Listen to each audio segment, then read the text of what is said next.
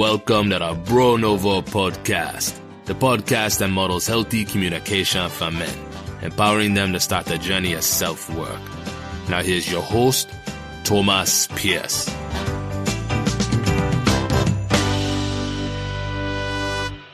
Welcome everyone to this week's episode of the Bro Nouveau podcast.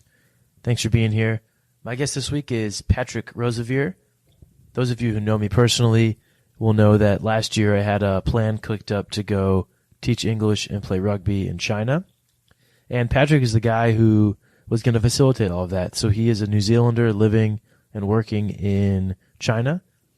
He founded 2 rugby clubs that bring over expatriate rugby players from all over the world. And these clubs compete in the local competitions, facilitate cross-cultural communication, and have a lot of fun while doing it, and playing, of course, some very good rugby. So Patrick and I get into his personal journey from New Zealand to China, what keeps him there, what he loves about it, what he's learned about himself along the way, and the importance of creating a safe culture in any team, but especially in a sporting environment for men and women. So it was a really wonderful conversation. Big thank you to Patrick for coming on the program. And any ruggers out there who are up for an adventure, go check out ChinaRugbyRecruitment.com. Please rate the show on Apple Podcasts, and we'll see you next Thursday on the Bro Nouveau podcast. Okay, and we're recording. Patrick, what's up, man? Welcome to the Bro Nouveau podcast. Hey, how's it going? Fantastic, man. I am super stoked to be talking to you. So for everybody listening, Patrick and I got connected via the wonderful world of rugby.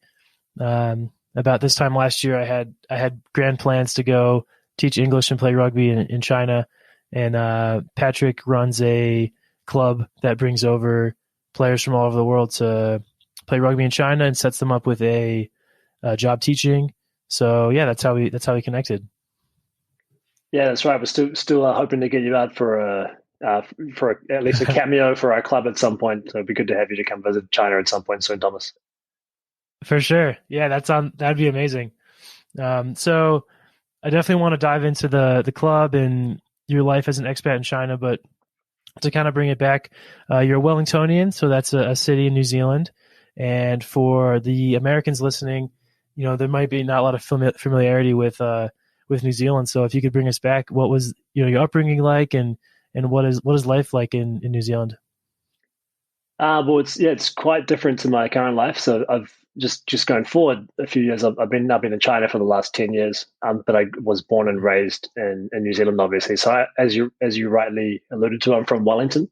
So Wellington is the capital city of New Zealand. A lot of people think that the capital is Auckland. I think it's just because it's a smaller city that no one's really heard of. But it's a nice city in the middle of New Zealand, right next to the ocean. So I grew up right next to the water. Can walk out of my house down to my back garden and walk into the ocean. So it's a very special place in terms of the nature there. And grew up in the outdoors. There's not a lot else to do in New Zealand, so I grew up surfing before school. During high school and whatnot, just go surfing whenever there was surf. And then be late to classes if there was good surf. So I just skipped the first class or two if there were good waves happening. And my teachers would forgive me, and my parents would give me absent notes if I asked for them. So it was a pretty loose place to grow up, and it's pretty free. And we just do a lot of like fishing, surfing, and we love rugby. So we play a lot of sport, including rugby, which is the main sport we play in New Zealand. So yeah, very nice upbringing, I thought. And then once you finish university, a lot of New Zealanders, once you get to into your early 20s, a lot of New Zealanders want to leave to go and have an adventure abroad, because New Zealand is very isolated and very small, and we don't quite have the human energy that other places do, such as big cities in the US or in the UK or Australia. I ended up in China, which is a totally different lifestyle to New Zealand, and I do miss all those things about the nature, etc. But it's also a very unique and interesting sort of challenge for a New Zealander to come to China. It's pretty stimulating place to be. The waves in Wellington, what are they like? Or is it beach breaks? Are they quite heavy? What are the conditions like surfing there? Wellington's it's pretty much got 3 coasts available to it. So it's got 2 coasts which are within a sort of 15, 20 minute drive. So the west coast and the south coast with completely different oceans because it's at in the corner of the country. Oh, wow. So you've got the Tasman Sea, which brings in the west swell, and then you've got the Pacific Ocean in the south, which just goes down into Antarctica essentially. So you get these huge south swells, which come up into Wellington between sort of March and July every year, like up to 10, 12 meters swells are just absolutely huge, ginormous swells. So all the fantastic surf you see in Fiji, for example, all those pristine reef breaks with massive waves, they're coming from New Zealand. So those waves are coming from down there. So we get the raw end of those swells. So there's good. There's constantly surf. There's a mixture of different types of breaks, mostly beach breaks around, like in the immediate proximity to where I live. But if you go 2 hours by car, there's a fantastic east coast of next to Wellington, which is no people at all. It's totally isolated. But there are lots of really good point breaks and reef breaks there. It's a bit more rugged, so it's a lot better. So I used to go on a lot of like road trips since I was about sort of 15, 16. As soon as I got my driver's license, my friends and myself would head east and go for it. But yeah, it's good. That's so fun. Yeah, I think it's good fitness for rugby too. It's a lot of rugby players in New Zealand surf. I used to see like Rodney Soyalo's at ex-All Blacks number 8, Manonu. I used to surf in my local break. Oh, awesome. Yeah, they're both. What? Yeah. There's they. Oh, that's so cool. Tatai Bay. It's where they're from essentially. So it's just maybe 10 minutes drive from my house, my parents' house. Yeah. So yeah, I think it's really good fitness. It's good recovery, and it's good to switch off and just turn your mind off and just think about what you're doing at the time. Totally. Yeah, I'm trying to get a surf on Wednesday. Yeah, so I think my exclamation. So for the people who don't know, like those guys, especially Ma'anonu, are like it's like the equivalent of seeing like Brett Favre at your local supermarket or something. And here in America, it's just like you don't see celebrities, I guess, as often is the way to put it. That's awesome, man. So you made the jump, you left home, and that's something I really admire because I think comfort zone is so enticing, right? Staying close to friends, family, what we know, safety, in the wider world is one of those things that I think is enticing for a lot of people, but is really hard to commit oneself to doing the jump. So, once you made it to China, I think it was Shanghai, right? The first spot you went to? Correct. So what was it about that place, right? Like what was it that, I guess, two-part question. What was it that kind of drove you, and what do you think, enabled you to make the jump? And then once you got there, what were the things about it that, kept you? Well, I was doing a little bit of a side project on the side of work because I studied law and I was working as a lawyer at the time in an internship in Australia. So just after I'd finished graduating, and I had a little side project. I was doing some manufacturing stuff, and I was working with some manufacturing partners in China near Shanghai. So I went over there to meet them, and I was just blown away by how Shanghai and China was so different to what I expected it to be. So there was a huge international community. So Shanghai has about 250,000 expats there, foreigners there. So it's got a very, very large international community. And that does, and I'm not even counting all the American Chinese, we call them ABCs, that all the Chinese who have come back from the UK, who have studied abroad, who are very internationally minded, who speak really good English. So there's a very, very large international community in Shanghai, much larger than just the expat population. So yeah, socially it's really interesting because you meet people from like Kazakhstan and Russia and all these countries that don't, the people don't really make it down to New Zealand because it's a little bit too far away. Brazil is another one, like Latin America. So I kind of liken it to, it's like I wouldn't say it's like New York just yet, but it's it's a really it's a big melting pot and a very interesting place to turn up to. And also for work, for business, it's very interesting too because the economy is changing very, very quickly. So yeah, it pulled me in. Like it's the energy. I mean, the Shanghai has got almost 30 million people. New Zealand's got 5 million people, and so it's 6 times the size of my country in one city. So it's just so different. It's such a I guess it's way out of your comfort zone. It's a challenge, but it's very alluring as well. So I think just the pull of something new. The other thing to mention is it's not so difficult for a New Zealander to get out of their comfort zone because once you finish university or you in your mid-20s, every week you've got some friends going away party and they go to London or they go to New York or they go to Sydney. So it's not so hard to want to go somewhere abroad for us. Cool. New Zealand, New Right. Zealand, New Zealand has the second. So New Zealand has 15% of our population living overseas, which is the second highest percentage in the world, just behind Ireland, which is 17%. So Ireland and New Zealand have got this real tradition of just getting out of there. So it's a huge percentage of our population is abroad at any one time. That's awesome, man. Yeah, I've definitely seen that in the Bay Area because I worked in the construction industry, and it's like Irish everybody. Yeah, that's awesome, man. All right, so 30 million people. I know you boys got into some fun. So, are there any fun stories you can share about times with your friends or kind of like shenanigans you guys and gals get into over there? Trying to think for what will be appropriate to say. I mean, I can't think of anything specific off the top of my head right now, but we had a lot of fun. In China, one of the things that blew me away is like going out for a few drinks with your friends. It's quite expensive in New Zealand or in Australia. And in China, you get this stuff called baijiu. So there's like bottles of local firewater, essentially. So it's usually it's not even a specific alcohol, and it's usually referred to as rice wine, but it's made with whatever people can get their hands on at the time. And it's about, you can buy it for like 80 cents US a bottle of this absolute deadly firewater that's 50-60% alcohol. So I recall my first days in Shanghai. Few friends and myself would like get this from the local convenience store, and it's just insane. Just the difference in sort of lifestyle levels you can achieve in a different country like that. But we're totally having a lot of fun. The nightlife is really, really good in Shanghai.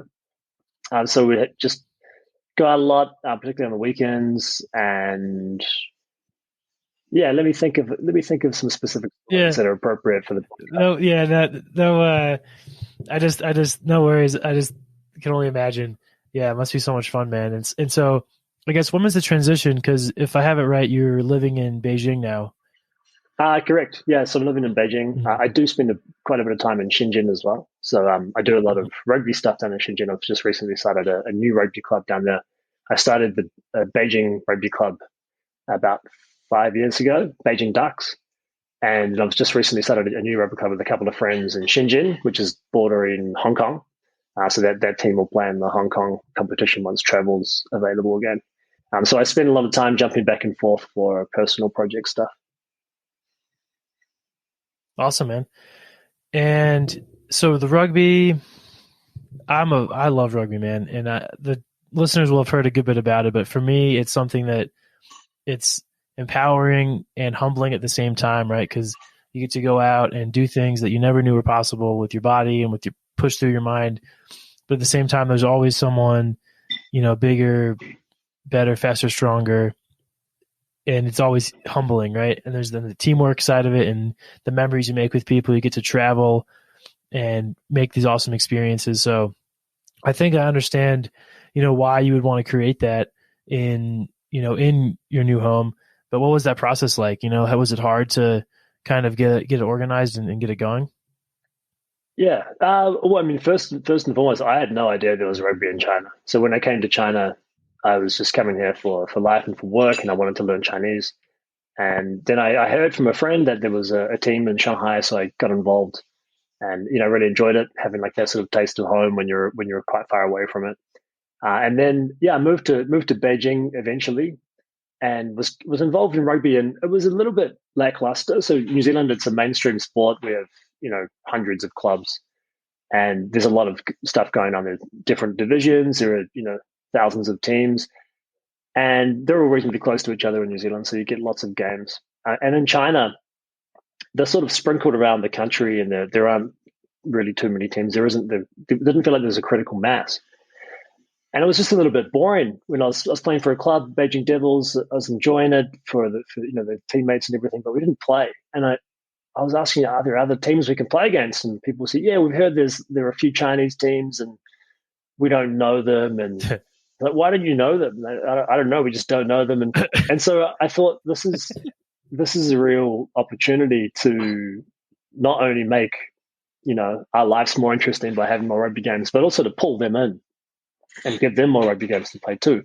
And so I realized there's this huge amount of rugby teams in China, local rugby teams, about, over 100, and they were totally not connected to each other or to the expat clubs. And so I formed a new club, Beijing Ducks, and pulled in a bunch of Chinese players that I'd met over in the sort of recent months before I did that, because I was involved with the Chinese language Rugby World Cup commentary.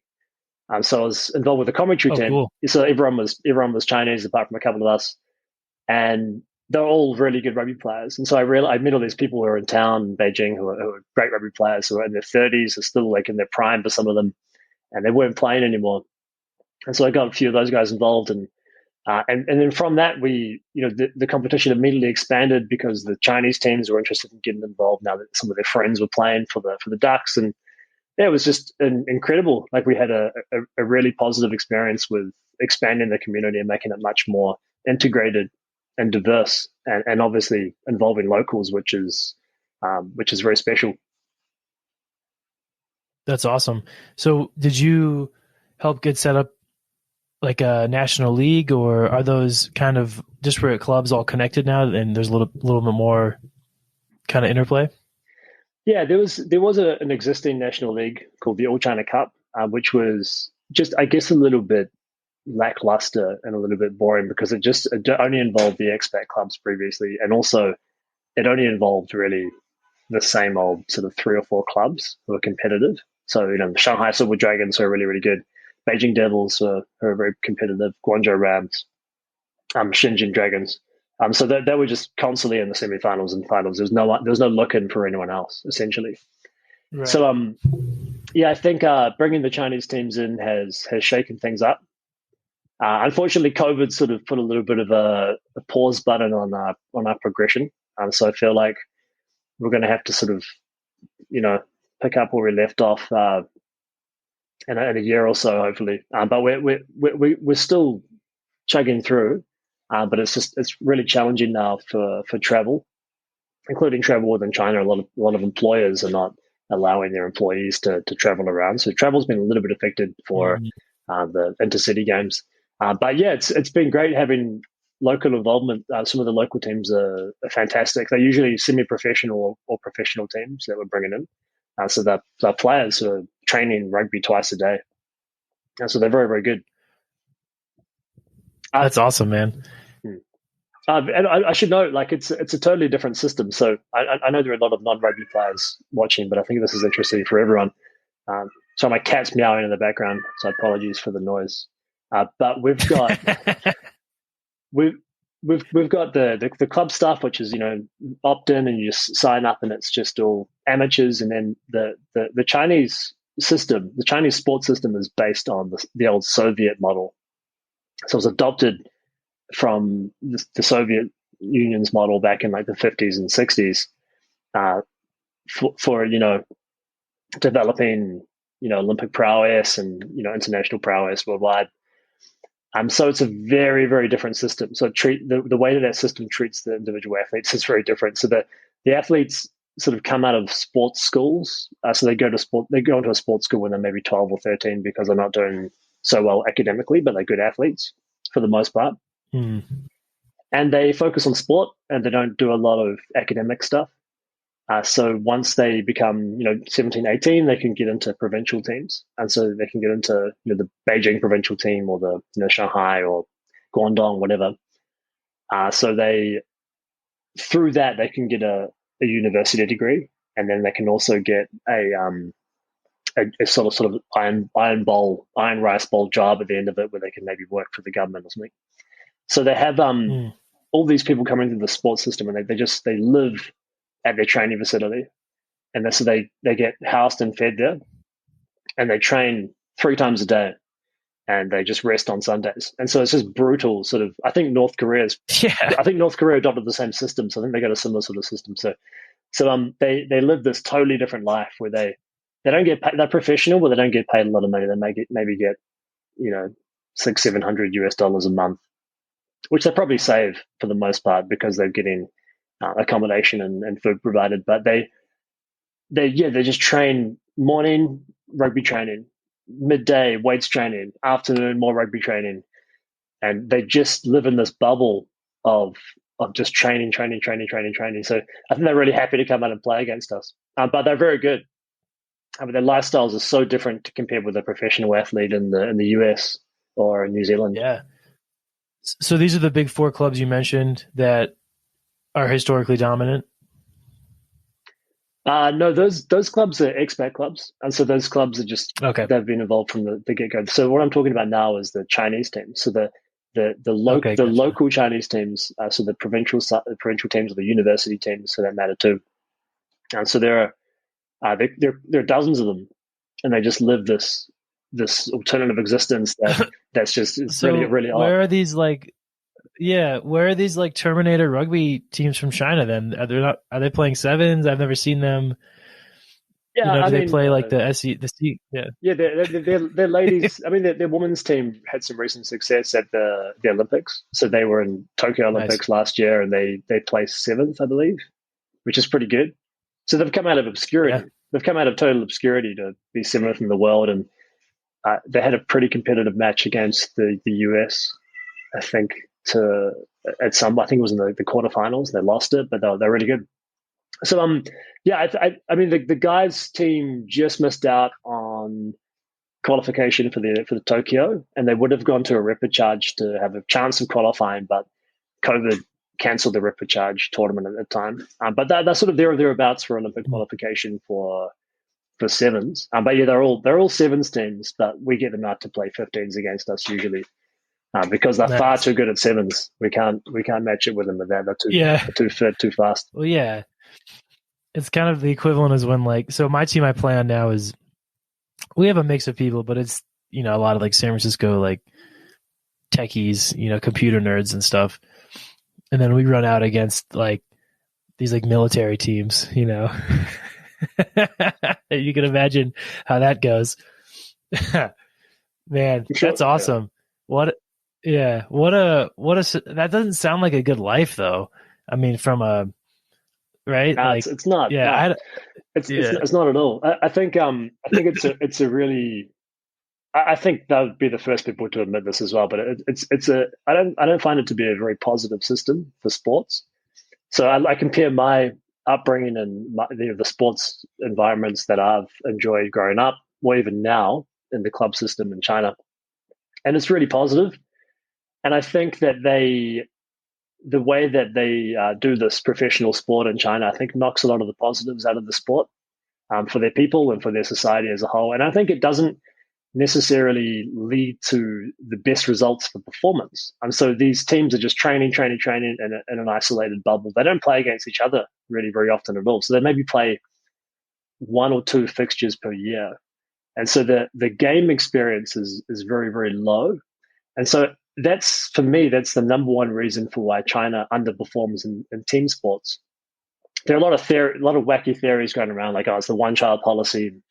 People aren't used to working with each other, or people don't have a teamwork ethic, which is just not true. That's not true at all. Right. The fact is that all these professional sports teams are not playing games, and so when they line up in basketball against a US team or rugby against a Japanese team or whatever, the opposition have had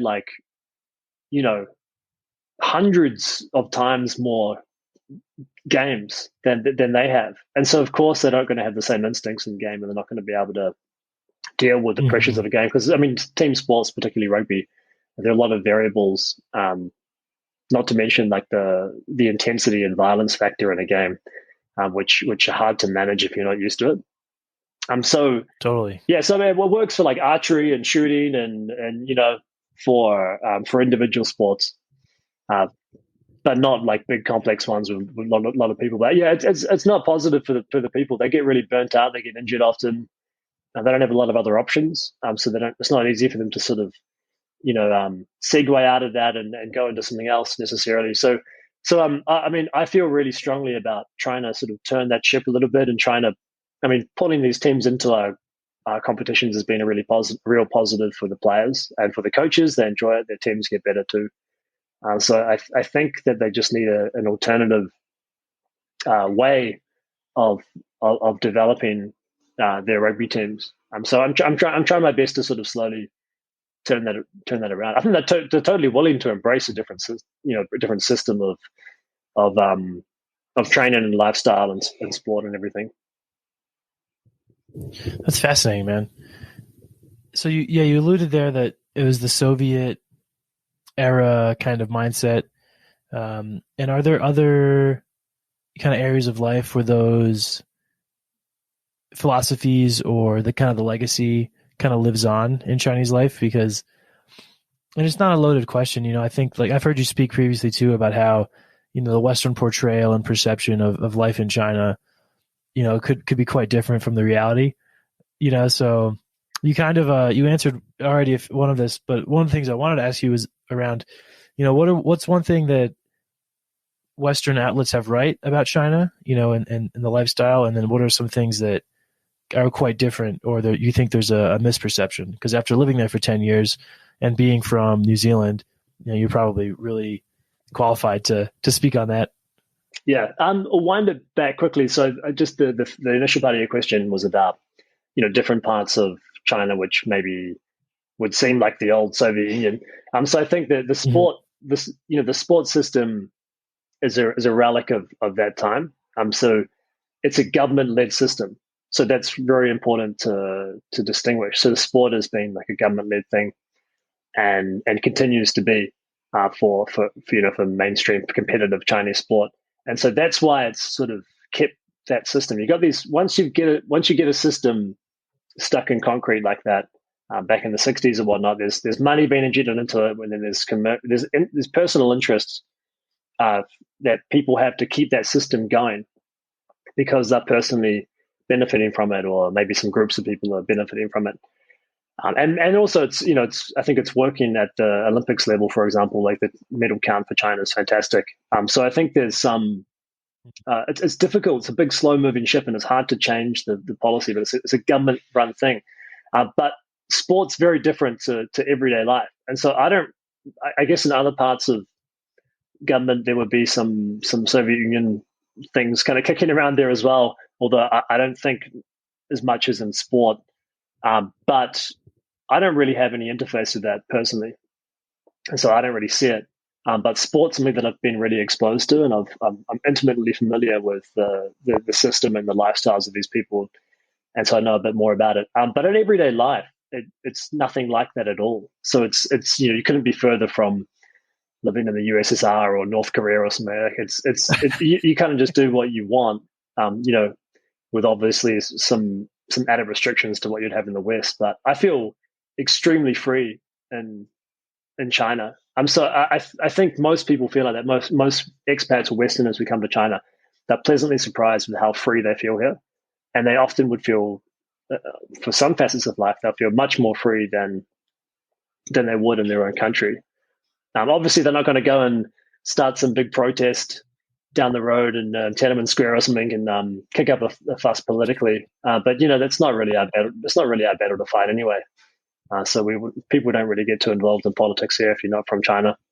But generally, in general life, you can kind of, it just feels less restrictive compared with other places. Like in Sydney, like all the bars close at 2 a.m. and they make you go home. Like it's a bit of a nanny state type situation. Whereas here, you can stay on drinking until 6 a.m. proudly, and no one's going to stop you. So there are a few things like that you can kind of do. It's just kind of do what you want, and no one really knows. Yeah, it's good. Yeah, and then how much of that do you think is kind of a sense of personal freedom? Being let go of someone's old identity, or no one knows them. You know what I mean? Do you think that's a bit of it as well, as far as, an expat can be like a fresh slate in a new place, right? Yeah.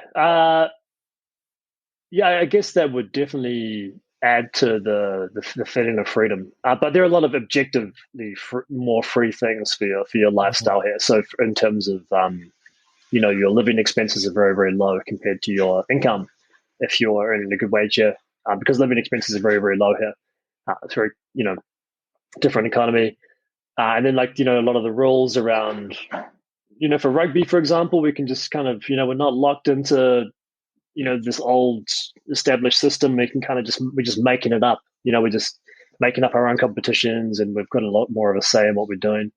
Yeah, I just feel like it's objectively more free here for an expat. But yeah, you would also feel Yeah. that clean slate effect. I've been here for 10 years, so I'm not sure if I have a clean slate here.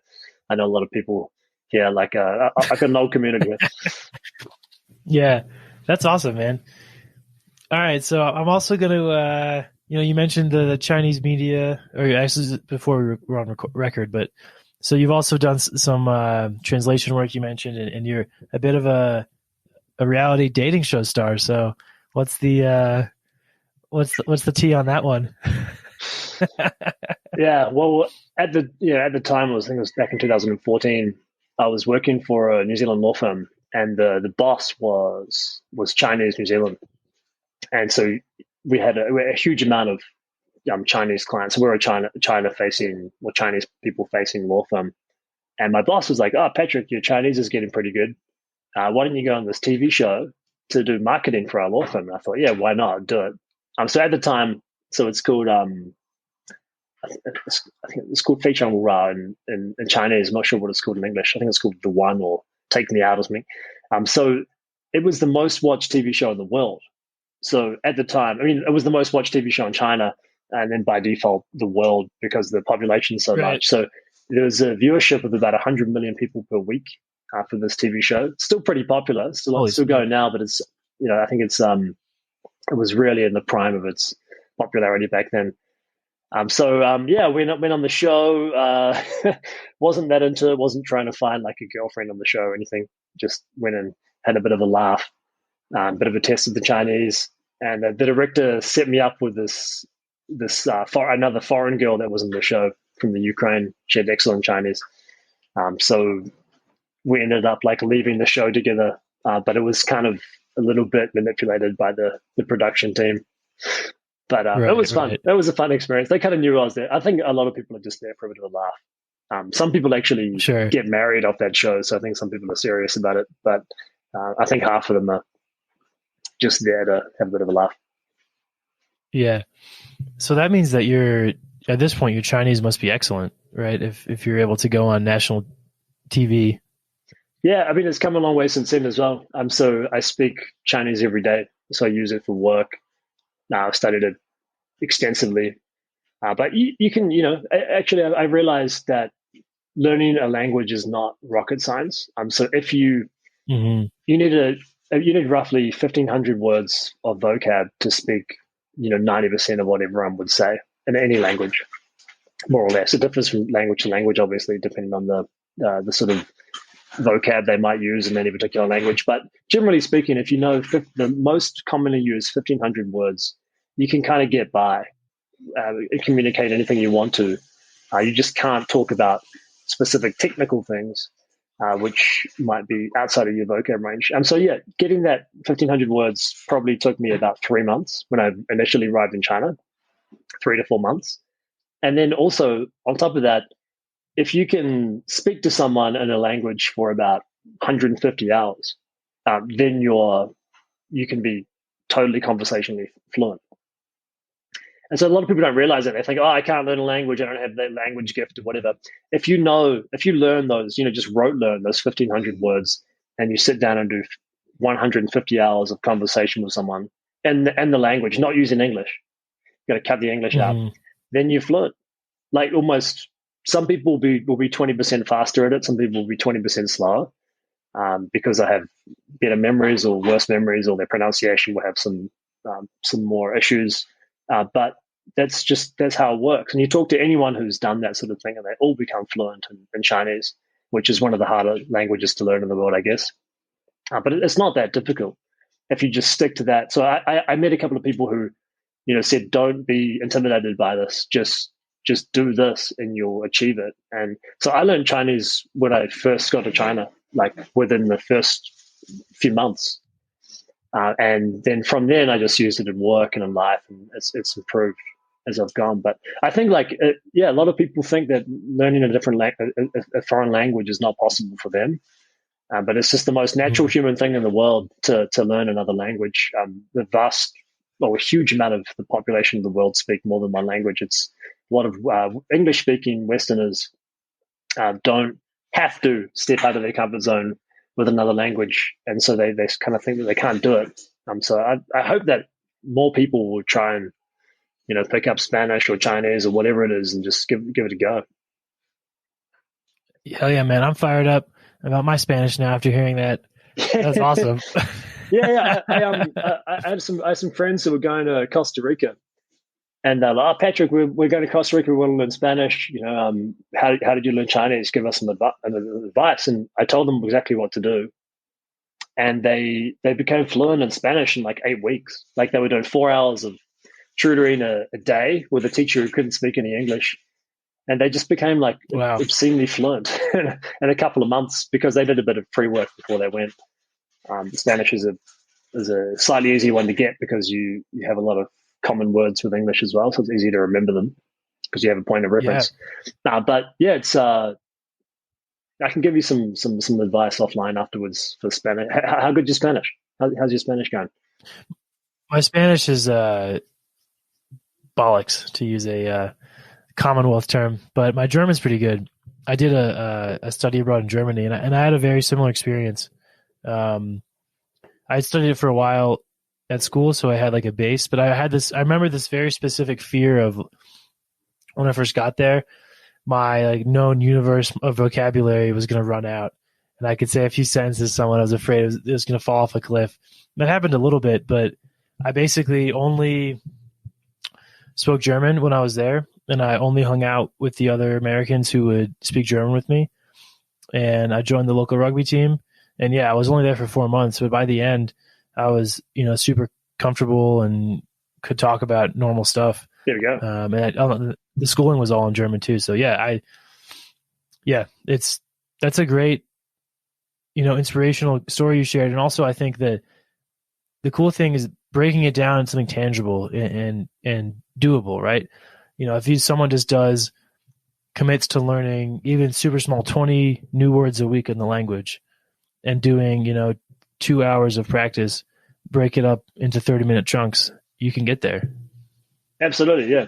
Yeah. It's very doable, and it's really fun. And I think it's difficult at the start and just gets easier and easier and easier. It's like learning a new language is like a snowball effect. So it's very, very difficult in the very beginning because you're not used to the language system, and your brain just can't get your head around it. But then particularly for like Chinese characters, for example, it makes no sense to you and you haven't seen them before. But then you get familiar with them and you realize that there are patterns, and it's easy to remember them after that. So that's good. Yeah, I think more English speaking Westerners need to give it a crack and really back themselves and know that it's possible. Oh, totally, dude. I mean, you meet a Dutch person, they speak like 5 languages, Yeah.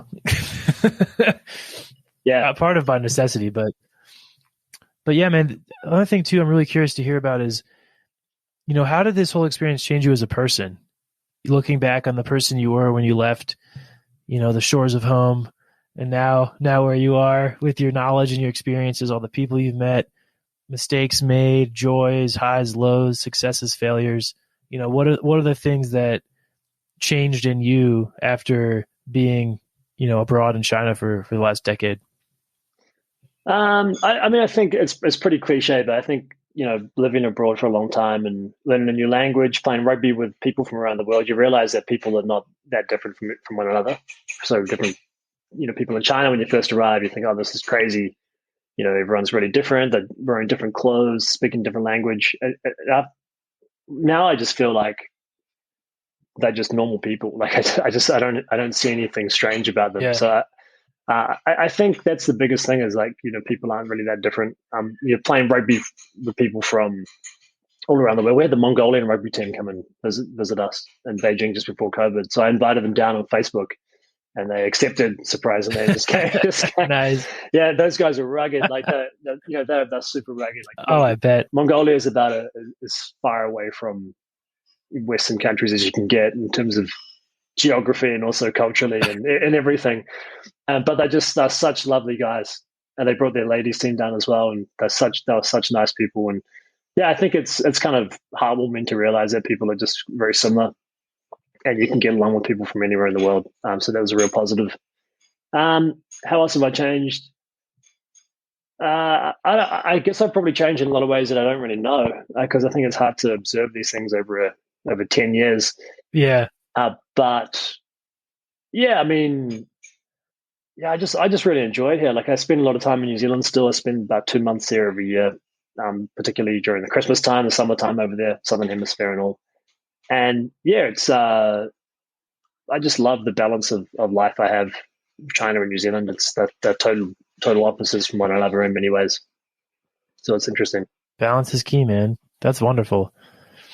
Yeah. So the other kind of common theme that I work into every conversation I have is this whole bro nouveau concept, right? So it's this whole kind of acknowledgement, at least in the US, and I think in other parts of the world too, about how, traditional male conditioning can be quite toxic, and, healthy outlets, true friendships, expressions of vulnerability, and acknowledging that we're all human kind of need to be more common, right? So,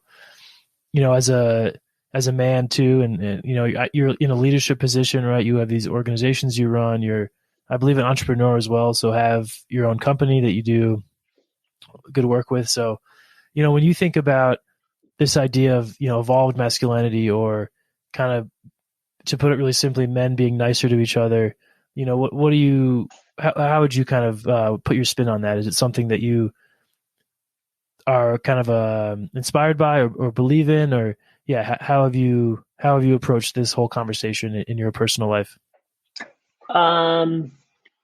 Yeah, masculinity. Yeah, I guess. Oh, I mean, in New Zealand, for example, when I was back then, I think like rugby clubs are a bit more old school, a bit more, they're more established, and they used to be purely male institutions. And so I think whenever you get into an institution which is just purely male, I think that's when you get like the most toxic environments, so in terms of male, maybe toxic masculinity. But I think that's probably changed in the last little while. But yeah, I remember just people would say maybe vulgar things about women or disrespectful things or whatever. That's some old school notions. And over here in China, our rugby culture is very different because we are much more community based, and so we've got people from a lot of different cultures, and so people wouldn't really say or do some of the things they might do in other places. So my doorbell's just ringing. So yeah, I mean, we don't have a huge issue with toxic masculinity in rugby clubs within China. We always have a ladies club or a ladies team involved in the club for the most part. So we have a very integrated community. So that sort of stuff just wouldn't fly. So you have to be more respectful because people are in the room. But yeah, effective. Yeah. Yeah. I think it's like old school institutions that are just, male dominated. I assume the same thing happens if it's just females hanging out too. They probably become like different towards, we don't know what they're saying about us. But I think breaking down those institutions that don't need to be single gendered. I mean, girls love playing rugby. It's great. It's great to have them involved. It's awesome watching them and having them part of our club. So I think that's probably the best way to break down these things. I think when people spend a lot of time when guys spend a lot of time with girls, I think they're much less likely to be disrespectful. If they have meaningful relationships with girls, they're not going to do or say weird things about them. Totally. I think it's a great point, man. I'm immediately thinking about my high school. Me too. 'Cause it's yeah, yeah, and I love my high school, and I definitely, am involved with it and have stayed involved as an alumni. But yeah, I just think it is so limiting, right? The whole concept around diversity is that differences in perspectives and life experiences and opinions benefit everyone because it creates a richer conversation. And like you said, kind of enforces empathy because you have to think about someone with a different identity and how they're going to feel about what you say or what someone says. So yeah, I agree. Like, and that's the whole debate too, right? Like tradition and like, it's always been this way, but I don't know if I was running a school, I would never keep it only male. It just seems kind of like shooting yourself in the foot, Yeah, I went to an all boys school. I think there are some positives because you get really focused on I think the sport. I went to a very very strong traditional sporting school. One of the best rugby teams in the country in New Zealand, and like a lot of other sports too, a lot of culture. One of the Flight of the Conchords guys is from my school. Brett. Oh, nice. Brett. Yeah, his mum was my sister's ballet teacher. So you're gonna there you go. You're gonna really strong. I don't know. People get really focused on their on extracurricular pursuits. I think at the school, and so it'd be hard to change it. Although I'm sure that it could still happen if it was co-ed. I'm not sure why it's really necessary. But I really liked my high school, but I think I still had female friends that I'd catch the train to school every day and I'd hang out with them. So I guess I had a different kind of experience. But for a lot of people at that school, I guess they would have never interacted with females unless it was their mum or their sister or something. They wouldn't have had too much interaction with females outside of that. Yeah. Yeah. And the teachers. I wish we had female teachers and stuff, which helps, I think. Totally. And because that's interesting. I think the thing that happens, is like, if you leave a bunch of boys alone and they don't have, women around to be role models, that's when it can be a problem, right? Because if women to a boy are only the perception of how the media portrays women, well, then they're going to internalize this image that's distorted and disrespectful. And the other thing I think that's really essential is male role models who speak up for what's right and, model being a respectful, upstanding gentleman, right? And if you don't have that, if you have teachers who let stuff fly or make the jokes themselves, then it's like pretty understandable how, it's the whole, the nature versus nurture, right? Yeah. Yeah, I guess. But yeah, I don't know. I've been out of that environment for a long time, but I felt my high school was reasonably balanced. I think it wasn't too old school. It was pretty futuristic in terms of its values, and I think we embraced a lot of different types of people. But yeah, it's I think rugby clubs are probably the worst. I mean, rugby clubs have been much worse than my high school was. But yeah, we address that. We don't have that issue in the rugby clubs here. As I mentioned, we have ladies teams, we have ladies players. People get along really, really well. They enjoy each other's company, and so we just don't have that culture, which is a real positive, I think. That's great. That's wonderful, man. Yeah, I assume it's the same in the US as well, because there are a lot of ladies, there's a lot of female participants in rugby in the US, a much higher percentage than in New Zealand, where we have 95+% of rugby players are all male. So I know that the US. Interesting. Yeah, I mean, the US has got a stronger female participation in part because of the scholarship system, because they have to give an equal amount of scholarships to men and women, and the men's football team is massive, and so they end up having a lot of female players on scholarship. Funding for various other sports, yeah. Yeah. So it's great.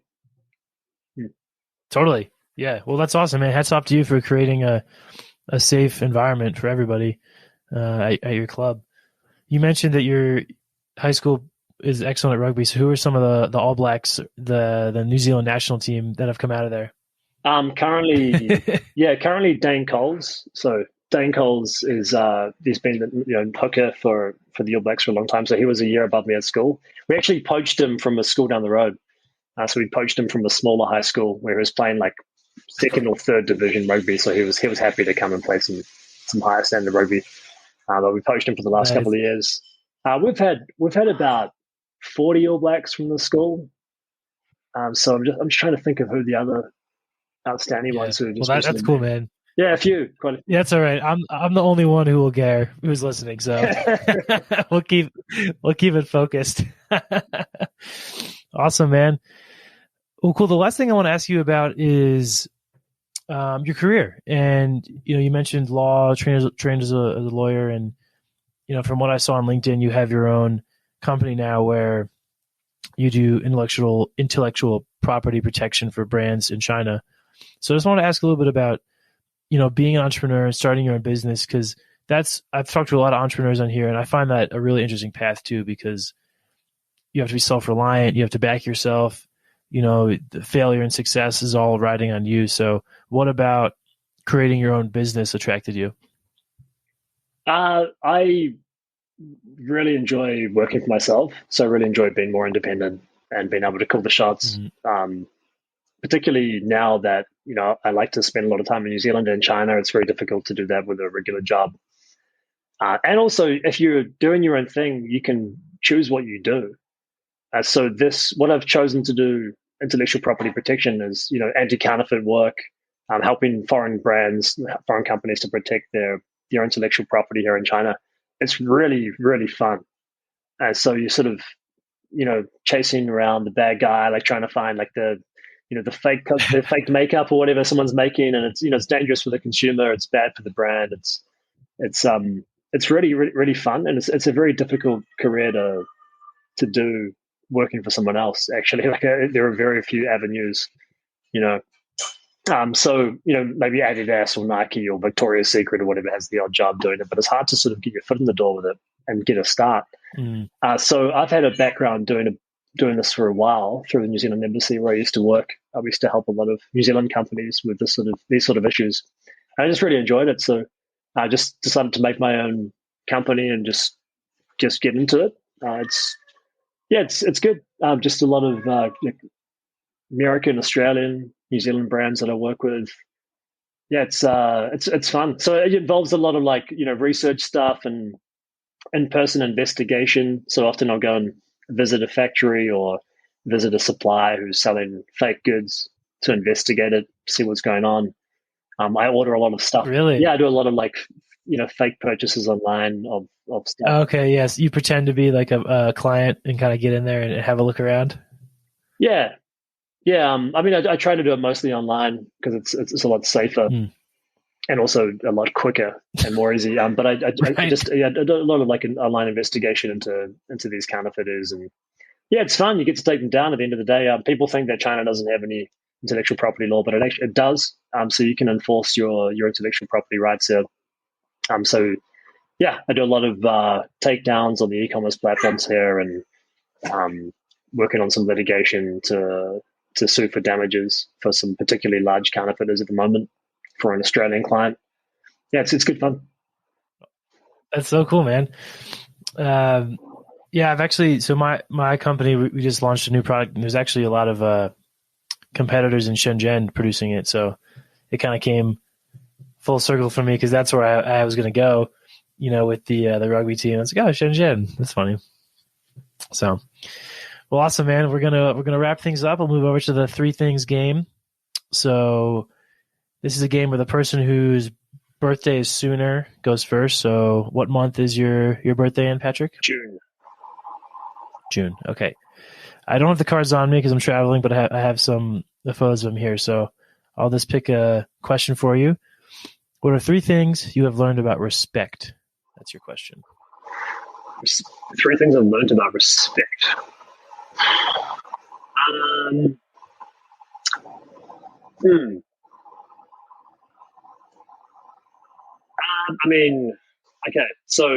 Respect. So coming to a new country, respecting the people, respecting the culture, I think you've got to put time and effort to actually show a proper respect rather than just words. So I think people here feel really, really respected when you make an effort to, learn how to use chopsticks or learn a bit about their country, or especially learn the language. And so I think that gives them a real feeling of respect. So I think going beyond just words is probably the main thing for me. Also, on the rugby field, I think you really respect your teammates when they put their body on the line and they commit themselves to the team and to you as a teammate. And so I think there's also going beyond words and just, really putting yourself on the line and doing actions for a cause or for a person or a group. That's the best way to show respect. That's only two things. Do you need a third one? That's great, man. That's a wonderful answer. Thank you. Okay. My question is, what are three things that I've learned about commitment?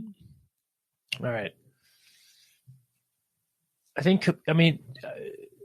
One would be nothing. Almost nothing good comes from things that don't require commitment, right? Sure that you can find examples, but in my life, at least, all the things that really have borne fruit take time and effort, whether it's relationships, training, my body, my mind, my spirit, working. I work in sales, and there's no easy sale. There's always freaking work that has to go in, and I think that's kind of cool because I think it helps maybe biologically or how we evolved. Having to work for a bit of a reward is really good, and I think that's a good thing to remember. 2, I would say commitment. I don't know, maybe 2 would be it's good to know when to alter or change a commitment and not kind of attach oneself to something that they don't need to anymore. Maybe it's this is a pride or a sense of loyalty or something, but I don't know. It's the thing about boundaries, right? If you made a commitment, but it's not good for you anymore, then it's okay to change it up, And number 3, yeah, commitment. This podcast is a big effort of mine, commitment wise, right? It's early days right now, but my plan is that, next time, Patrick, 2-3 years when you come back on, it's going to be a ripping podcast, man, with millions of followers. So that's the plan. Fantastic. Well, good luck with that, and I'm looking forward to seeing the progress. Yeah, thanks, man. Well, thank you so much. Where can any of those ruggers out there who want to check out China Rugby, where can they go? Any rugby players can go to ChinaRugbyRecruitment.com. So ChinaRugbyRecruitment.com, and they can sign up for our opportunity to come to China through there. Hell yeah. Well, thanks so much, man. Have a great rest of your day there. And thanks for coming on the podcast. Really appreciate it. No worries. Take care.